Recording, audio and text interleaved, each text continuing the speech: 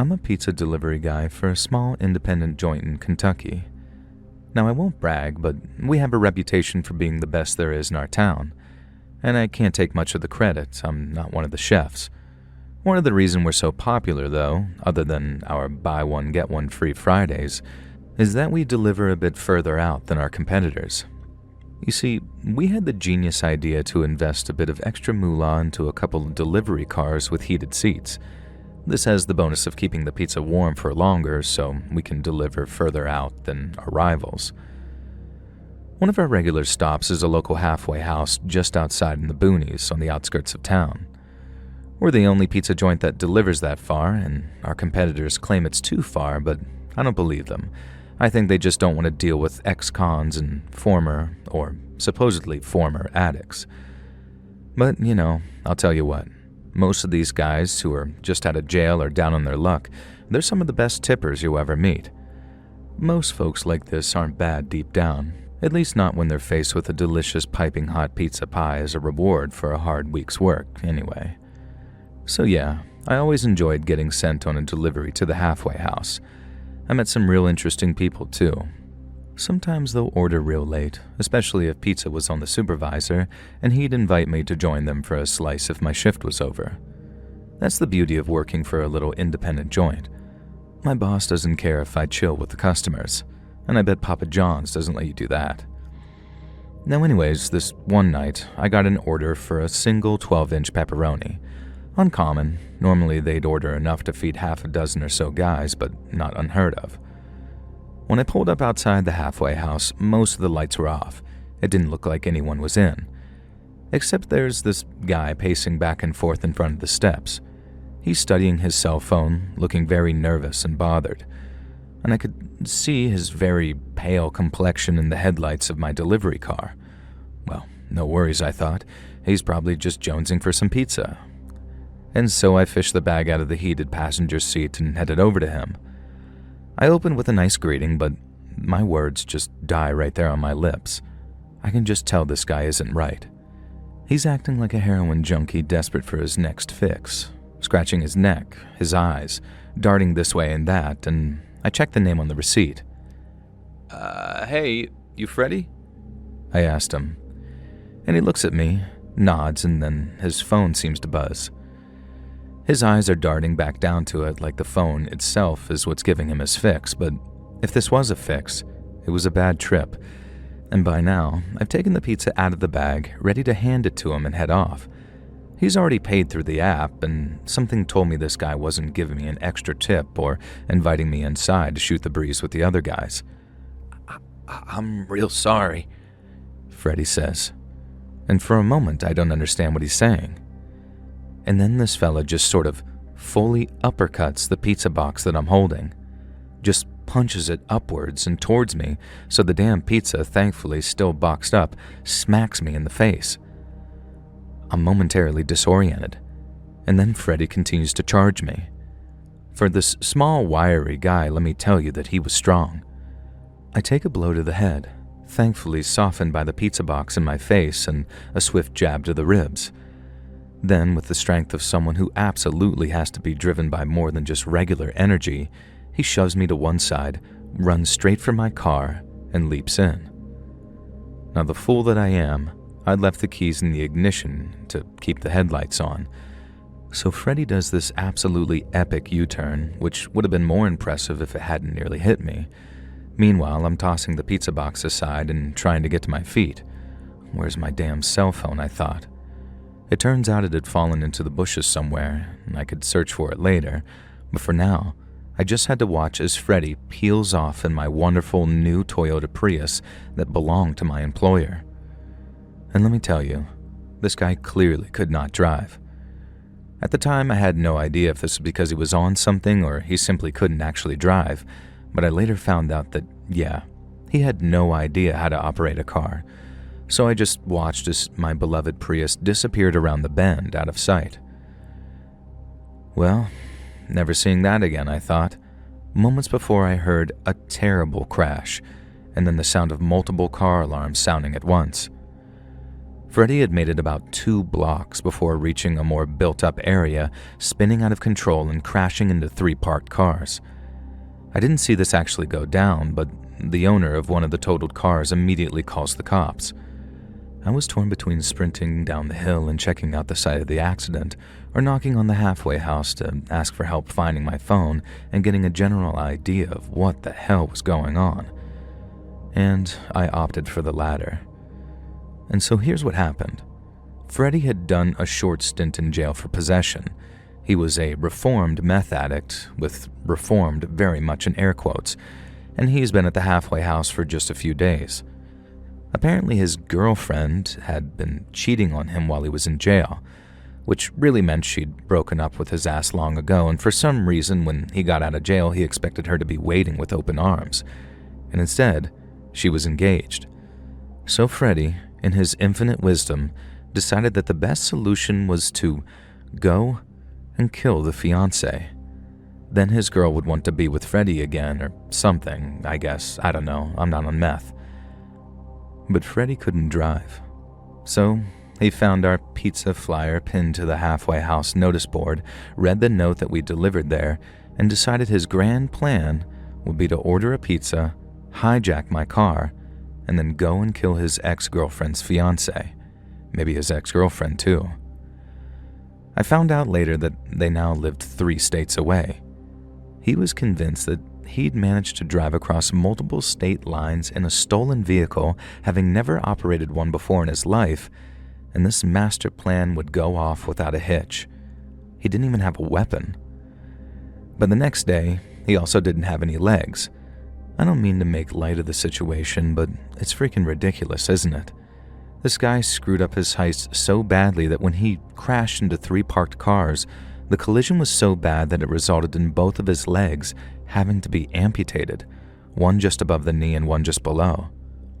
Sucks for him, and I really mean that. I feel bad for this dude. And the rest of us, I guess we got off lightly. Damaged vehicles can be fixed. Amputated legs, as of now, not so much. Freddy went back to prison, of course, for a parole violation and then a whole host of different offenses. And I still work for that same pizza joint.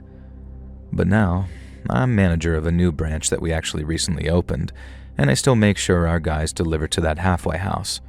One bad slice doesn't need to spoil the pie, as they say, and on the occasions where I feel like doing a delivery myself, you can best believe those guys invite me in for a chat and ask me to tell them the story of the time a pepperoni pizza nearly cost me my life.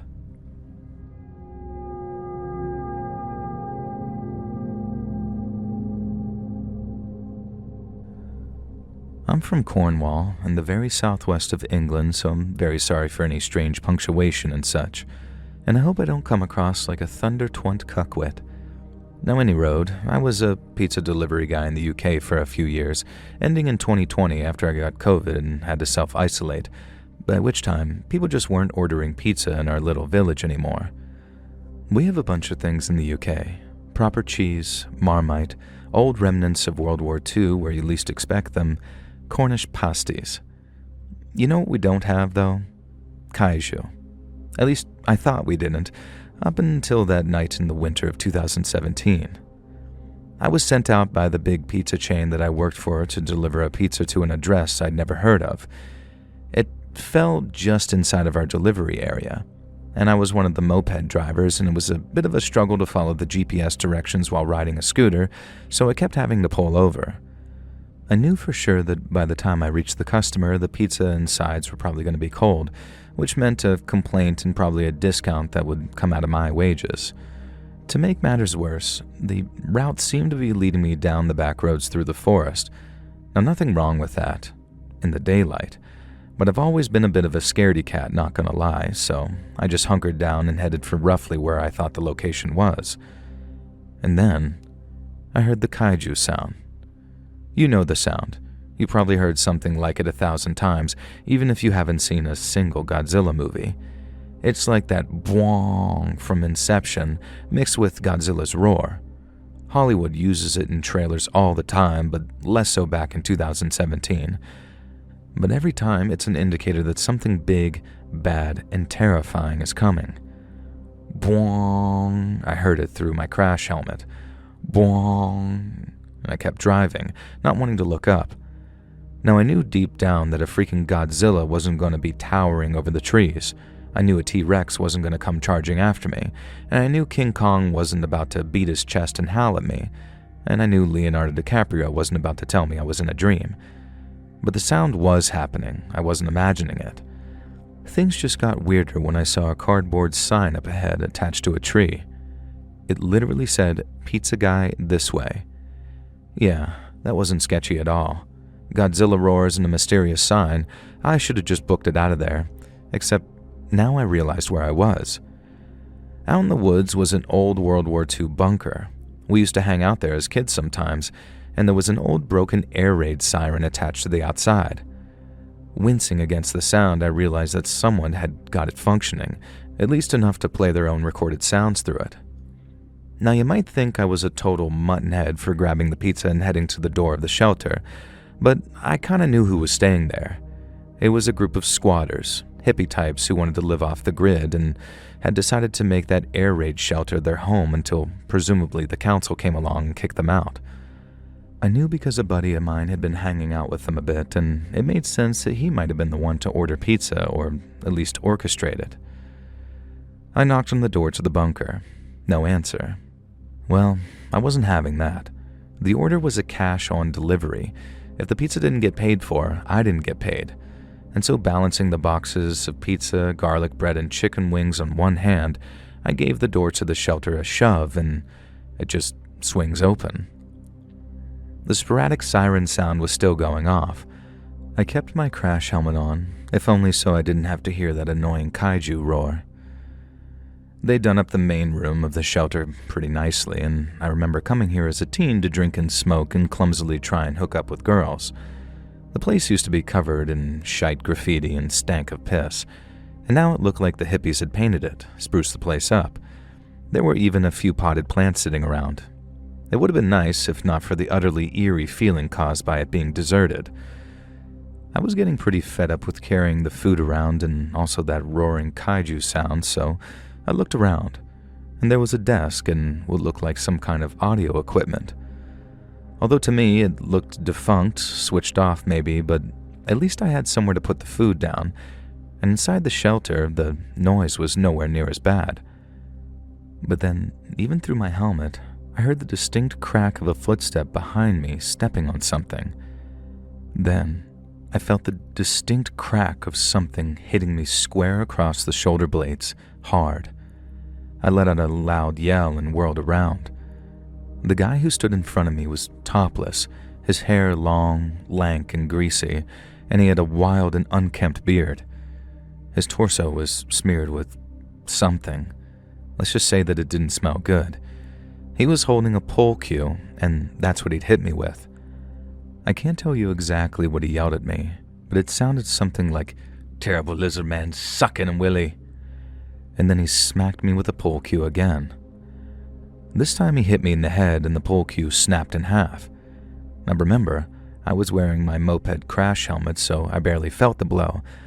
But then this deranged lunatic started lunging at me with the snapped pole cue. I did the only thing I could think of. I jumped forward and head-butted him full force in the face. And in that moment, his nose pretty much exploded, sending blood all over my visor. And I could barely see. So I let out my own feral roar. Godzilla himself would have been proud. Then, I delivered the hardest kick I could muster right into the deranged hippie's taint. He hooted and hollered, and that was all the time I needed to shove him away, dash outside, flip up my blood-covered visor, and very slowly speed away on my pizza chain-branded moped. When I was what felt like a safe distance away, I called the cops.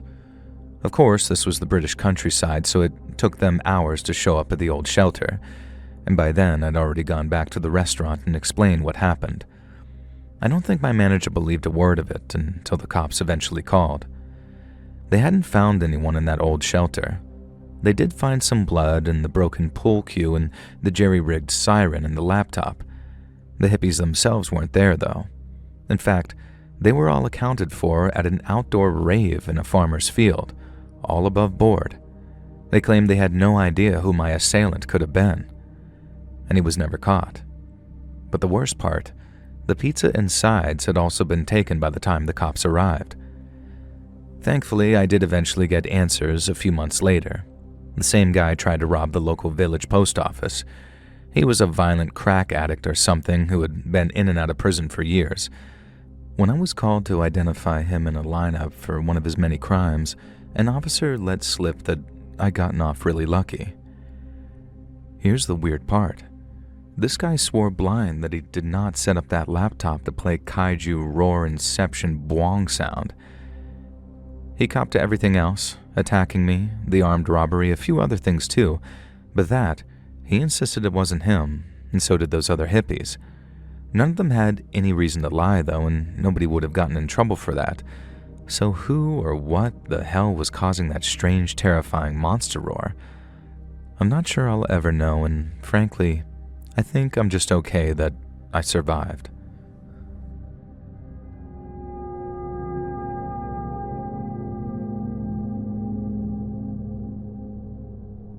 I work for a pizza restaurant that prides itself on getting things right, and we're hella anal about it. We literally have one of those signs, like in the intro to The Simpsons, that says XXX days since the last incorrect order. Whoever's on shift at the counter has to be reset to 0, we all have to do a forfeit. It's all in good fun, but it just goes to show you how much care we take over getting things right. The funny thing is, we've never had a customer complain on the rare occasion we have made a mistake either. It's not like anything drove us to set up this little game, it just seemed like a cool idea. All of our regular clients were chill. And that is, until Colleen. Actually, in all fairness, Colleen had been chill in the past, but then we'd never gotten her order wrong before. Obviously, I was one of the unlucky ones due to a forfeit that day. I was the delivery driver, which meant that I should have quality checked the order before heading out. So, yeah, it does suck. But part of our perfect pizza promise is that if we get your order wrong, even one bit of it, you don't have to pay for any of it. It was around 5 in the evening. I arrived at Colleen's house minutes before the estimated delivery time. She'd clearly just gotten back from taking her kids to band practice or ballet or something, and she was hustling her children, a boy who looked about 12 and a girl who looked about 8, out of their station wagon. When she saw me, she huffed and was clearly flustered already, scolding me for being early. And as politely as I could, I told her that our estimated delivery time was just that, an estimate, and 6 minutes early was typically considered good. I could see her eyelid twitching at this, and her face was going red. The term Karen really wasn't a thing at this point, but Colleen was clearly going to be a Karen before Karens were cool. The kids were both just really excited that the pizza delivery girl had shown up. Colleen, meanwhile, was determined that because I was early, there had to be something wrong. First, she inspected the garlic bread. I've never seen anyone study garlic bread with such scrutiny. At one point, she was sniffing it so closely that I thought that it might go up her nose. The garlic bread was fine, and so was the rice, and so was the pasta. And then she opened the 20-inch pizza box, a delicious-looking margarita pizza with extra cheese. The kids looked on with awe and excitement. Colleen, meanwhile, flushed beet red. Her eyes opened wide in that kind of angry, preemptive way that some people manage when you just know that the poop is about to hit the proverbial fan. She looked at the pizza, and then she looked back at me, and then back at that pizza again, and then back at me. She spoke her next words slowly, carefully, deliberately, like I was the stupidest person she'd ever met. There is no pineapple on this pizza. That's correct, ma'am. And for a moment, I was confused. Why would there be pineapple on a double cheese margarita? There's supposed to be pineapple, you little idiot girl, Colleen hissed. I looked down at the receipt. Balls. She was right. She'd ordered pineapple as an additional topping on the margarita. Ma'am, I'm so sorry, I said. But good news. This means your whole order is free. Colleen stared at me like I just told her we'd filled our stuffed crust with her dead grandmother. Angrily, she hissed that she does not care about free. She cared about the missing pineapple. She wanted the missing pineapple. And then her kids, bless them, spoke up. They said they really didn't mind, that they didn't actually like pineapple on pizza all that much. I thought I could see fear in the son's eyes as he spoke, and that's when I knew something was very wrong. "We ordered pineapple!" Colleen shrieked. Then, with a dexterity that only an angry soccer mom can muster, she hurled the entire 20-inch pizza box straight at me. It hit me square in the face, and I just stood there for a second, trying to push down my bubbling anger. I couldn't retaliate. I couldn't even yell back. Never before had I experienced a customer hurling a pizza in my face, and it was still hot. It hurt. The most I could do was quickly reach up and try and wipe the melting cheese off my skin before it burnt me. Colleen's daughter had begun to cry. "Well, now look what you've done." Colleen screamed at me, as if it was my fault and not her lunatic rampaging outburst. I didn't think that it could get worse from there, but I didn't factor in Colleen's insanity, nor did I factor in her seemingly fresh manicure. This smartly dressed, tightly wound woman in her 30s leaped at me like some kind of horror movie werewolf. Her claws were out, and she wanted to hurt me. I screwed my eyes tightly shut to protect my eyeballs, and by God, I'm glad I did, because I felt her sharp nails raking down my face across my cheek. Her kids were screaming. I was screaming. Colleen was screaming. Then, my savior appeared. I couldn't see her at the time, but I later recognized her as another customer, Shauna, who lived a few doors down. A large woman, she barreled into Colleen so hard that Colleen went flying along the sidewalk, crashing into some plastic recycling bins. I wiped at my eyes, desperately trying to clear them of cheese and tomato sauce, and Shauna started to ask me if I was okay while Colleen's kids screamed and cried. Then Colleen was up, charging again, this time directly at Shauna, and through blurry vision I saw that she was holding her keys like some type of weapon.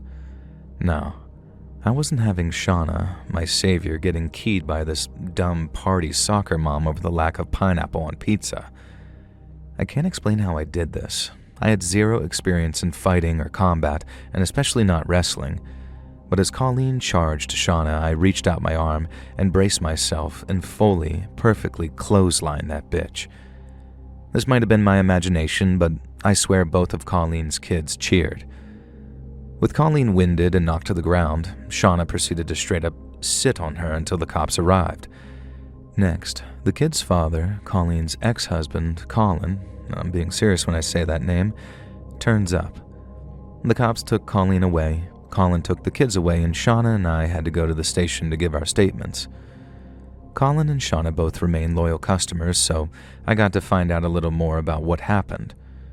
You see, Colleen had developed an addiction to both Xanax and Adderall, and between that and a messy divorce, I guess she had gone a little cuckoo.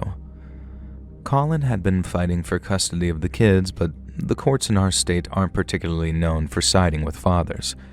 After Colleen's pizza attack, though, thankfully the kids got to live with Dad and eventually had court-appointed supervised visits with Mom. Colleen didn't go to prison. She went to a psych ward for a bit and then rehab, and I agree with that decision. Meanwhile, Shauna, Colin, and the kids were given VIP cards to our restaurant, which meant that they could eat there twice a month totally for free. Oh, and in case you're wondering, the boss decided we could waive my forfeit for the incorrect order this time. Being almost blinded by pizza and false nails was deemed punishment enough.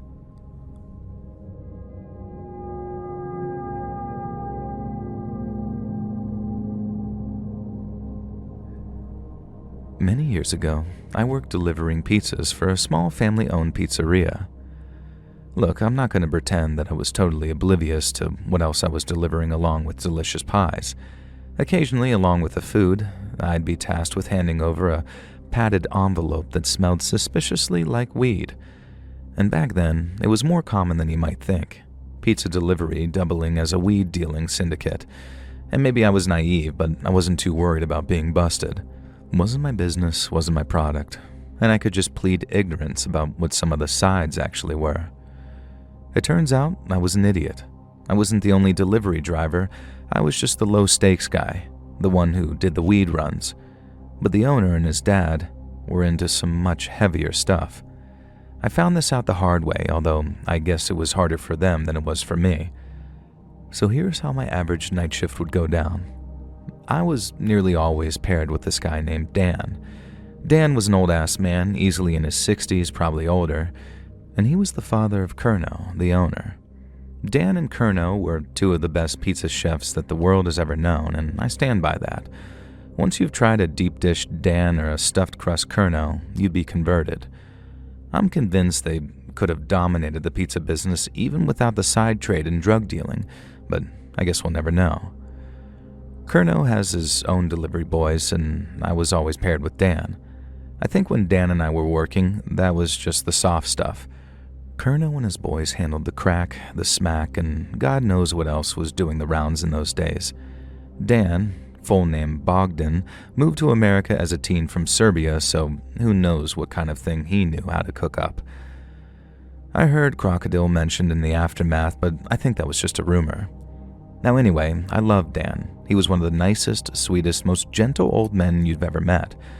I vaguely knew that he'd seen some heinous stuff in Serbia, but he never talked about it.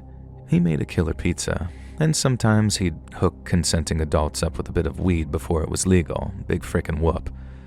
I loved him, and I loved working with him. Curnow, not so much, but just because he was aloof and a bit scary. He was a big, stoic, and cold individual, and I was a scrawny-ass little runt of a kid who grew up with a stepdad who was a bit of a dick weasel. The point is, I loved Dan, and I loved working for him. It was a Saturday night. We got the call in, a normal order of a deep dish Dan, our Saturday signature special. Probably some sides too, I forget, so these were the days before GPS and apps and things like that, so if you had to deliver an address you didn't know, you used a map. And so that's exactly what I did. Dan cooked up a mean pizza and I headed out in the van to deliver it. When I reached the location, I figured that there must be a mistake. It was a boarded-up, condemned building that clearly did not have anyone living there, let alone someone ordering pizza. I double-checked the map, definitely the address I had written down on the order slip. Thankfully, there was a payphone nearby. Remember those? I sure freaking do. And I called up the restaurant to check with Dan in case I'd written the address down incorrectly. Dan didn't pick up, and that was weird. Maybe we'd had a rare walk-in customer. It wasn't impossible. I called a couple of more times over the next 15 minutes, and there was still no answer. I was beginning to get a real uneasy feeling in the pit of my stomach. By now, the pizza had gotten cold anyways, so I made the 20-minute drive back to the restaurant. I could tell something was wrong as soon as I got there. The front door was open. Dan never left it open. If a customer left without closing it, Dan would be there in seconds to keep the heat in. The second indication was the smell of barbecue coming from the kitchen. Sure, we had meat feast pizzas and other meat dishes, but nothing that smelled like this. Our food didn't smell wrong. In the kitchen, I didn't want to look at the elephant in the room, and so I looked at what had been written on the wall first. It was written in tomato puree, I found out later, but of course at the time I thought it was blood. It was a simple message. Your pizza's done. Then I looked at the man, shoved into the pizza oven, only his lower torso and legs visible. I could see that the dials were turned all the way up, and I could smell that the dials were turned all the way up too. I think that's what makes me feel the most sick to this day. The fact that Dan's roasting face smelled almost appetizing. Somewhere in my primal brain, I just smelled cooking meat, and I felt a pang of hunger before realizing this was freaking Dan, my beloved co-worker, the owner's dad. I just hoped he hadn't suffered. A large butcher's cleaver was embedded between his shoulder blades. I really hoped that he'd been murdered before they cooked his face off. And later I found out that he was very much alive as they held him in that burning hot oven, and I don't like to think about it.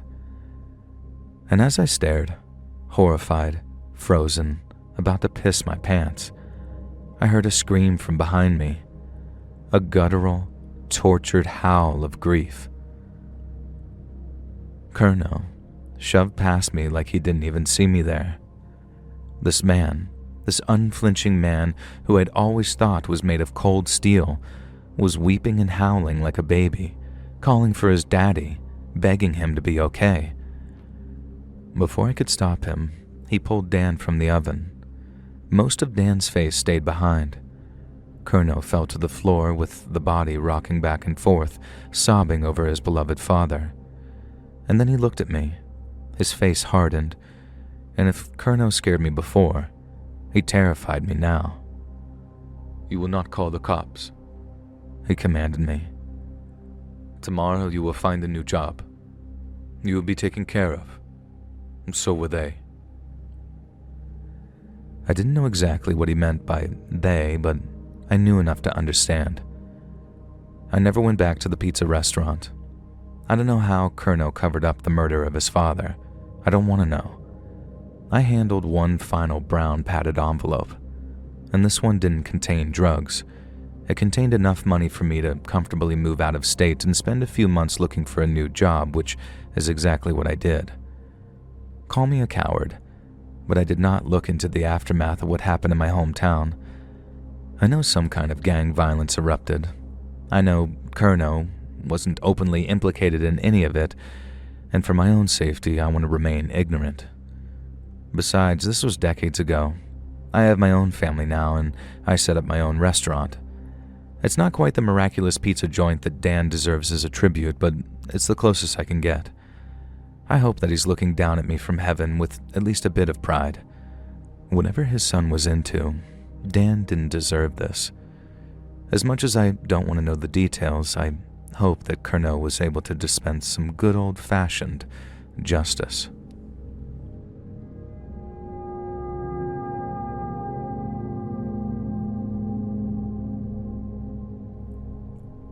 I'm a delivery guy, but not a pizza delivery guy.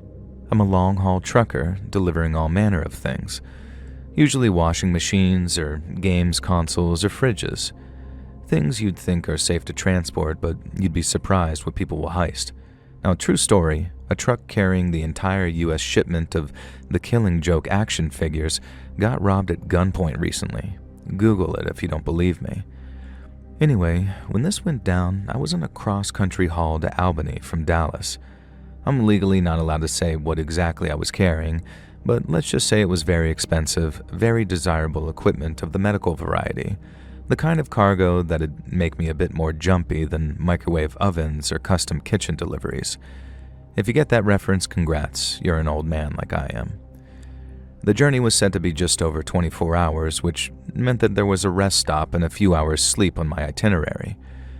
I timed things so I'd get to stop at one of my favorite rest stops in Kentucky at around midnight. They had a killer 24-hour diner there, and some other truckers I'd become familiar with over time often stopped there too, so we'd meet up and shoot the breeze. Imagine my disappointment when I pulled into the truck stop, only to discover that the diner was closed for refurbishments, and the only other vehicle in the lot was a beat-up old Range Rover that looked like it had been abandoned there months ago. Nobody was answering the CB radio either, just a completely dead night. Oh well, I thought, it happens. I always planned for such eventualities, and I'd packed a bunch of healthy, well-rounded meal options such as Slim Jims, Twinkies, Cheetos, and Mountain Dew.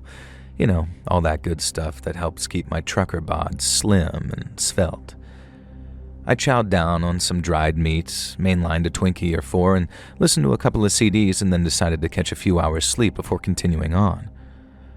Normally on the road I sleep like a baby.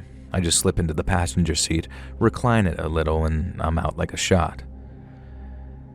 That night, though, no dice. Something felt off. Maybe it was the diner with all the lights off. Maybe it was the empty truck stop lot. Maybe it was the flickering street lamp near the turnoff. Now, I'm not a superstitious man. I can't explain it. I just had a bad feeling. Real bad. Like something about the whole place was wrong. Now, let me stress this here. I'd been to this truck stop at least a dozen times in the past. It was a favorite, but it was usually a hub of activity, even in the middle of the night. Being here alone felt like I'd crossed some kind of portal, like I was in another world. I really am not the kind of guy who falls into this type of thinking, though, I promise. I love horror movies precisely because they don't scare me. Yeah, I get a little paranoid about my cargo getting robbed very occasionally, and I guess that played into it here. But this was something else, man. It sounds like a cliche, but it was like an ill wind was blowing, and I mean that figuratively and literally. It had been a calm night, but as soon as I parked, the wind kicked up. Dust and leaves and debris billowing up around the parking lot. Then there was the abandoned Range Rover. I could swear the windows had been busted out. Was it burned up? I couldn't tell. And then a voice in the back of my head was telling me to go check it out. I had my trusty sidekick, Kirsty. Kirsty's my shotgun. Don't go anywhere without her. If I'm not supposed to have her, then I have a hiding place and, well, I'm not going to implicate myself, but she stays with me at all times in the truck. The idea of walking over to this abandoned car, though, just gave me the full-on, unfiltered heebie-jeebies. And the more I thought about it, the more it started bothering me. My mind started drifting towards various possibilities, and then it started drifting in general until suddenly I was falling asleep. I was nodding off into dreamland. At that moment, I heard a knock, knock, knock. And holy freaking Christmas, I jolted awake. Was I dreaming? Knock, knock, knock again. A little quieter this time, but someone was tapping on the driver's side window. And as I mentioned, I sleep in the passenger seat, and with the truck cab light off, I couldn't really see who was knocking. I could just see the vague shape of a human. I flicked the interior light on, which made it even harder to see who was out there, and I gestured for them to come around to the passenger side, hoping they'd get the hint. And then, it was like they just disappeared, like they ducked down out of view. What the hell? I shut off the interior light. A minute had passed, and then two, and I was starting to think that I'd imagined it, and I'd still been dreaming. Knock, knock, knock again, harder, this time right next to me, the passenger side window. And I jumped up. Okay, this wasn't cool. I grabbed my flashlight from the glove compartment and shone it at the visitor. He was dressed in a pizza delivery outfit, a very well-known brand. He had the jacket and he had the cap, brim pulled down low over his face. He didn't seem bothered by the flashlight shining right in his face, but I angled it away regardless and then, against my better judgment, wound down the window. Can I help you, buddy? I asked. The pizza delivery guy seemed to grin at me. I got the pizza you ordered, my friend, he said. I had not ordered a pizza. I was in the middle of an abandoned truck stop. My phone didn't have reception. The only way I could have ordered pizza was over the CB radio, and, well, obviously I hadn't. I explained this to him, and not once did this guy's grin falter. I could barely see him in the darkness, but his smile was like this bright white catching the light reflecting off of it. The pizza delivery guy reeled off some real name and said that no, definitely the pizza was mine and I'd ordered it. I reiterated that I had not and I didn't want pizza. In truth, I did, absolutely, but I wasn't accepting a strange pizza from a strange grinning guy. Now I shone that flashlight at him again, and that's when I noticed the absolute state of his uniform. If this guy was a Domino's employee, then his uniform had not been replaced since probably the 90s. It was torn, it was filthy. His cap was ripped with bits of hair sticking through places, and the logo was partially unstitched. Buddy, just move along, I said. I don't want your pizza. He told me he couldn't do that I had paid for the pizza, and he'd be in a lot of trouble if I didn't accept the food I'd paid for. I reached for Kirsty. Usually, Kirsty's appearance causes even the most aggressive weirdo to back down. Not this guy. I still couldn't see his eyes, but his smile grew wider, almost admiring. He held up the pizza box. You really don't want this pizza? He said, and my stomach growled. And that's when he tilted his head back and I saw his eyes, or more accurately, his eye. His left eye was bloodshot, wide and staring, and his right eye was just missing. It was covered not by an eye patch, but gauze. And for a moment he stopped smiling, and somehow that was a relief. And then I cocked Kirsty. Listen, buddy, I'm gonna drive off now. I suggest you step back. I said. No way was I staying here any longer. I'd find somewhere else down the line to rest. No! His sudden yell made me jump, and I cursed myself for being fearful. The smile didn't leave his face, though, but his eye looked almost sad. It's your pizza.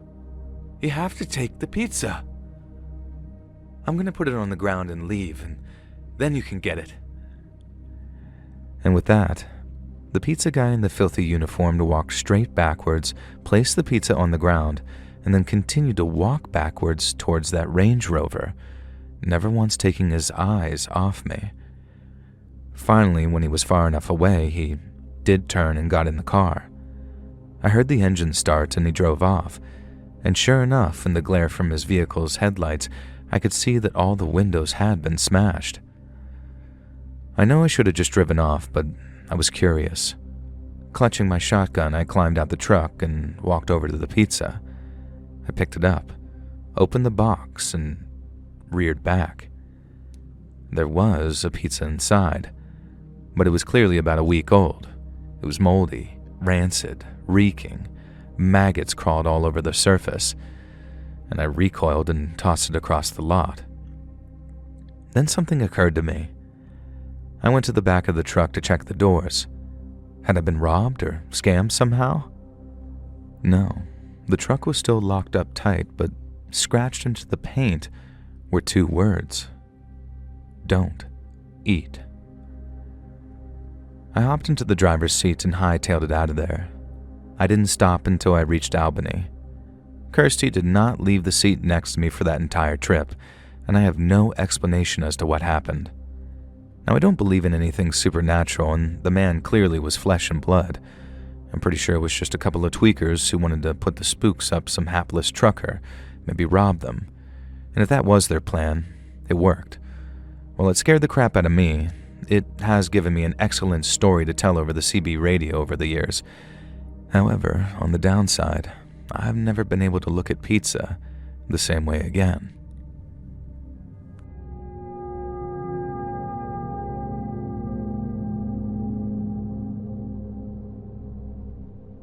Just a real quick one here. When I was backpacking in Colombia, I did a bit of work as a delivery guy for a local cafe, delivering food on a busted, barely functioning moped. And I'm not sure how legal it was. I was there on vacation and didn't really pay much attention to visas and the right to work and all that stuff, but given the other crimes that went on, I'm not sure that delivery takeaway for cash under the table really compared. I don't know why I was targeted. I'm not even sure I was targeted. I think I just got extremely lucky. I was working for a little cafe called Popu's, rattling around on the moped to bring food to all sorts of shady characters. In this particular instance, I was delivering maybe 4 sausage pizzas to what I'd been assured was a gentleman's club, and what was almost definitely a gang hideout. I say that almost definitely because I never actually made it to my destination. Sure, there I am, my moped puttering along down a deserted road late at night, when suddenly I see something fly across the road. I don't react quick enough and run straight over the spiked strips that have been tossed across the street. Next thing I know, multiple voices are yelling variants of "get him, kill him, butcher him," etc. in Spanish, and then 4 masked men come bursting out of the trees, charging towards me. 2 of them are swinging machetes, one of them has a freaking scythe, and the other has a baseball bat. Now, surprisingly enough, I don't want to die for no reason in the middle of nowhere, Colombia. So, I run for my absolute life. Genuinely, I ran through the forests and scrubland for a solid 40 minutes, and these guys would not relent. They wanted blood, and to this day, I have no idea why. Maybe they thought I was a member of the gang that I was on my way to deliver a pizza to. Maybe they wanted to send a message to Papu's, the cafe. Maybe they just really enjoyed killing tourists, who knows. Eventually, I came across a farm. I was dead tired, it was pitch black by now, and I followed the sounds of oinking into the barn. Inside were at least a dozen huge pigs, and I won't lie, I'm a bit scared of pigs. They bite and tug and crash into you, and they're generally pretty intimidating beasts. But it was either the pigs or the machete-wielding maniacs, so I slipped inside one of the pig pens, crouched in the corner, and tried to cover myself with straw. Then, the biggest pig I'd ever seen in my damn life came over to me, and for a moment it looked like it was going to sit on me. I'd escaped being hacked apart just to be crushed by a piglet.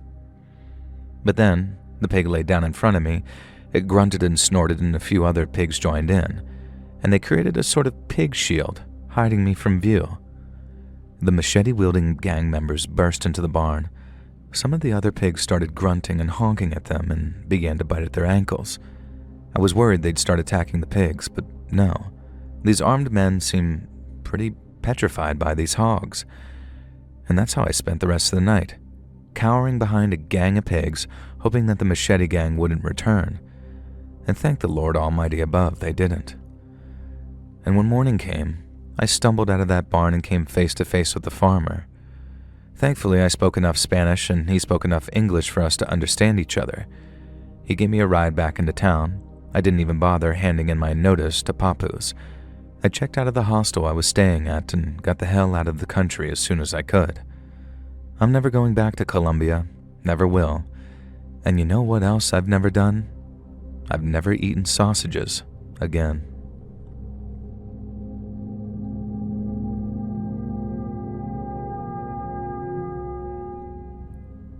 So no need for a preamble or anything, just know that when this played out, it was the early 2000s, and I was a 20-year-old woman working a pizza delivery job to help pay my way through college. I was based in a city, so we had so many different customers it was hard to keep track of regulars. One regular order I did remember, though, was this really sweet old couple who lived in a small suburban bungalow.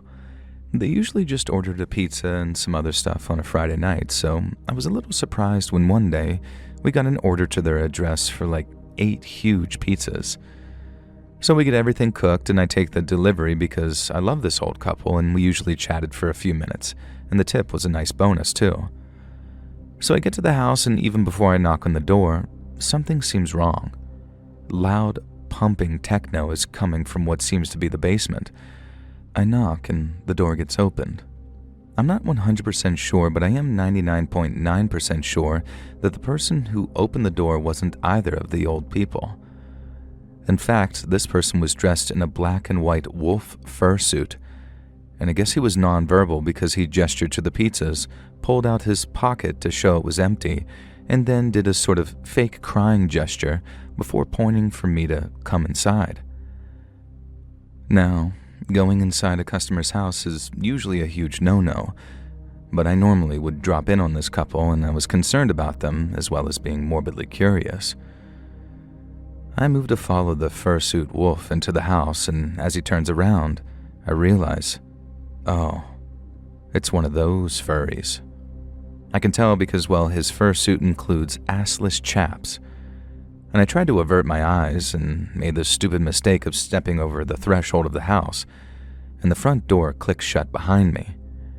I turned to see a moth-eaten looking bear standing there, and I swear to God, you know that creepy blowjob bear from The Shining? This guy made that character look like Yogi. The way I can describe this fursona was a bear wolf. I just wanted to know what happened to my old couple. So I took the pizzas through the kitchen and put them down on the counter and told old assless chaps wolf in no uncertain terms that I needed payment. And also, I'd really appreciate knowing where Mr. and Mrs. Smith were. The wolf and the bear both mimed laughter, as if this was the funniest thing they'd ever heard. Now, I know, please don't scream at me for this next bit. They gestured toward the basement where the techno music was coming from, and against everything I've ever learned from every horror movie and listening to Let's Read, I followed them. And Christ almighty, there was every kind of animal thing you can imagine. An owl dressed in leather bondage, a unicorn showing off almost everything, cartoon cats in diapers, and at the center of everything was a man wearing a bat mask and a cape. And I know that he was a man because that's all he was wearing. And there was my beloved old couple, sitting on a couch, looking absolutely terrified. Are you guys okay? I asked them. Mr. Smith looked at me, and Mrs. Smith looked like she was about to burst into tears. Our grandson came to visit, she said, gesturing to the assless chap's werewolf. And he brought some friends, Mr. Smith said. I had no idea what to do. The furries hadn't done anything directly threatening, but I still felt unsafe and uncomfortable, and clearly so did this older couple. That's when I saw the table set up in the corner with what was very obviously a makeshift meth production lab. And from the looks of it, and the haphazard way these fursuit-wearing freaks were tossing around chemicals, this was unsafe enough to take action. Now I hurried over to the old couple, saying, "Come on, we're leaving," and they both got up. We made it to the basement stairs and then up the hallway. We were nearly home free. And then the bear reared its ugly head, and Mrs. Smith began to cry. Then from downstairs, a low but audible explosion. Suddenly, furries were streaming out of the basement, coughing, screaming, yelling. The naked Batman came barreling past us, swinging free in the open air as he dived out the front door. The grandson, the assless chap's wolf, literally shoved his grandmother out of the way to get to safety. I caught her, dragging both her and Mr. Smith out into the lawn. We took in the fresh air, just in time for another explosion to rock the house. Flames began to spread from the basement into the hallway. Furries were fleeing left and right. Mrs. Smith continued to cry. Mrs. Smith just stood there shaking his head, and the grandson leaped into a car with that bear, and the pair of them took off. Soon, nearly all the furries were gone. The only one who remained was the naked man-bat, and I'm so grateful that he did, because he testified as to exactly what happened, even if it meant outing his double life as a lawyer with a fetish bat persona. Props to him. Not all heroes wear capes, although this one did, and only a cape. I did stop delivering to that old couple, though. Things just felt different after that, and while the story may seem borderline comedic, it was genuinely one of the most terrifying moments of my life, barely making it out in time. Hey friends, thanks for listening. Click that notification bell to be alerted of all future narrations. I release new videos every Monday and Thursday at 9 p.m. Eastern Time, and there are super fun live streams on Sundays and Wednesday nights. If you got a story, be sure to submit them over at my email, letsreadsubmissions@gmail.com, and you might even hear your story featured on the next video. And if you want to support me even more, grab early access to all future narrations and bonus content over on Patreon, or click that big join button to hear about the extra perks for members of the channel. And check out the Let's Read podcast, where you can hear all of these stories in big compilations, located anywhere you listen to podcasts. All links in the description below. Thanks so much, friends. And remember, always crank that soldier hog. You.